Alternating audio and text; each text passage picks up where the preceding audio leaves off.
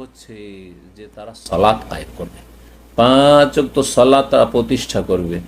ব্যক্তি জীবনে, পারিবারিক জীবনে, সমাজে যার যতটা ক্ষমতা আছে, রাষ্ট্রীয়ভাবে যাদেরকে আল্লাহ যতটা ক্ষমতা দিয়েছেন, কি করবে? তারা সালাতকে কায়েম করবে। জি, মসজিদ কায়েমের মাধ্যমে, জামাত কায়েমের মাধ্যমে, জুমা কায়েমের মাধ্যমে এবং প্রকাশ্য সালাত আদায়ের মাধ্যমে, আজান একামতের মাধ্যমে, জি, এবং মসজিদ আবাদ করার মাধ্যমে, তাওহীদ প্রতিষ্ঠার মাধ্যমে। তো আল্লাহ রাব্বুল পৃথিবীতে শক্তিশালী যে কোনো জাতিকে করলে কি করতে হবে, এই সূরা হজের আয়াত নম্বর 40-এর পরে 40 আল্লাহ সাহায্যের কথা বলেছেন, তারপরে 41 এই কথা বলেছেন, যে আয়াতটি বিস্তারিত একটু আগে আলোচনা করলাম। এই আয়াতের সাথে সূরা নূরের আয়াত নম্বর 55-কে মিলিয়ে নেন, তাহলে এ প্রথম বৈশিষ্ট্যটি আমাদের সামনে ভালোভাবে স্পষ্ট হবে।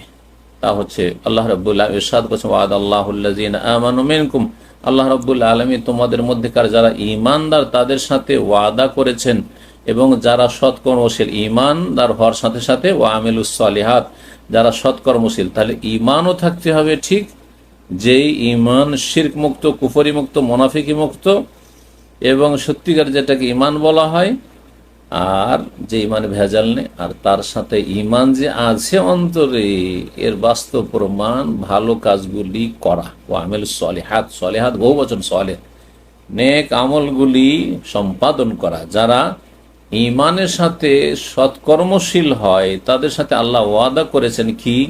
প্রথম ওয়াদা, লা ইস্তাখলিফান্নাহুম ফিল আরদ, অবশ্যই অবশ্যই আল্লাহ তাদেরকে পৃথিবীতে খেলাফত দান করবেন, নেতৃত্ব দান করবেন। এটা কোনো নতুন কথা নয়। আল্লাহ বলছেন, কামা ইস্তাখলাফাল্লাযীনা মিন ক্বাবলিহিম, যেমন ইতিপূর্বে বা তোমাদের হে নবী, হে নবীর সাথী সঙ্গীরা, হে সাহাবায়ে কেরাম, তোমাদের পূর্বে যারা এসেছিল তাদেরকে যেমন আল্লাহ খেলাফত নেতৃত্ব দান করেছেন, দাউদ, সুলাইমানকে, ইউসুফকে। জি, এইরকমই বহু নেক বান্দাদেরকে আল্লাহ রাব্বুল আলামিন নেতৃত্ব দান করেছেন, তারা ছিল সৎকর্মশীল। তালুতকে একটি আল্লাহর ওয়াদা যে ইস্তেখলাফ দেবেন, আল্লাহ তাহলে খেলাফত দেবেন। খেলাফত নেওয়ার জন্য দৌড়াদৌড়ি না, খেলাফতের শর্তগুলি পুরা করতে হবে। খেলাফত পাওয়ার জন্য, নেতৃত্ব পাওয়ার জন্য শর্তগুলি পুরা করতে হবে। কিন্তু খেলাফতের জন্য ছোটাছুটি মরিয়া হয়ে যে সেটাই চাই শুধু ভোগ করার জন্য, এটি ভুল না। খেলাফত দেবেন আল্লাহ বলেছে, তাহলে আমাদের কিছু করণীয় রয়েছে, যখন করব তখন আল্লাহ দেবেন। ইস্তেখলাফ মানে খেলাফত দেওয়া।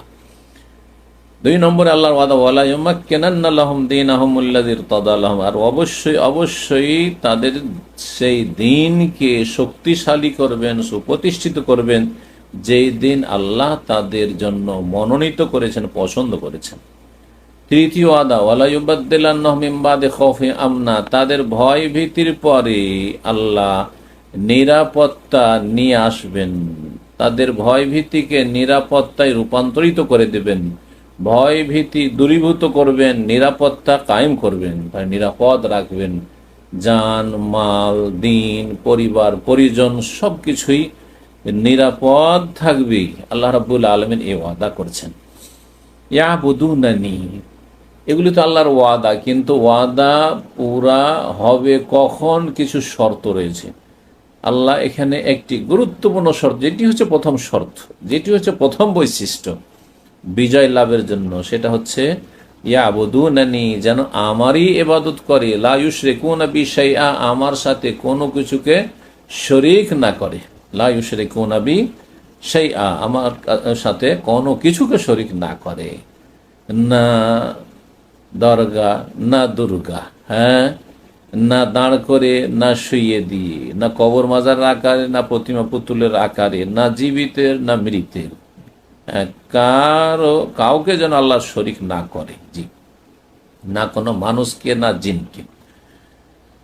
যখন তাহলে বুঝতে পারা গেল যে যখন বান্দা এক আল্লাহর ইবাদত করবে, তাহলে পজিটিভ থাকতে হবে যে আল্লাহর ইবাদত থাকতে হবে।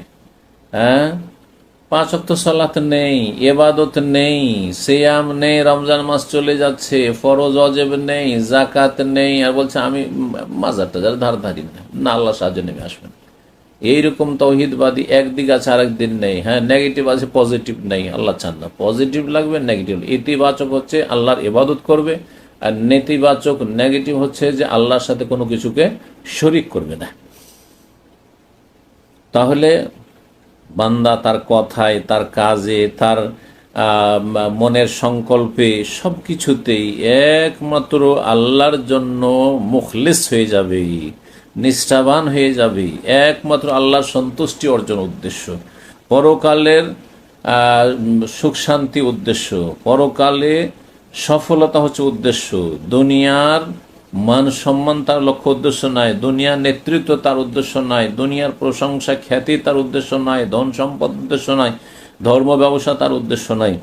যদি এই নিখুঁত নির্ভেজাল এবাদত করতে পারে শিরক মুক্ত হয়ে, ইখলাস ভিত্তিক এবং দুনিয়ার স্বার্থ মুক্ত হয়ে, এবং সুখে দুঃখে শোকে সব সময় আল্লাহ রাব্বুল আলামিনের সাথে সম্পৃক্ত হতে পারে, আল্লাহর সাথে সম্পর্ককে যদি মজবুত করতে পারে, তো আল্লাহ রাব্বুল আলামিন পৃথিবীতে কি করবেন? শক্তিশালী করবেন। তাহলে পৃথিবীতে শক্তিশালী হওয়ার জন্য আছেন, ইবাদত করবে এক আর আল্লাহর সাথে কোনো কিছু শরীক করবে না, অর্থাৎ তৌহিদ প্রতিষ্ঠা করবে, শিরক মুক্ত হবে।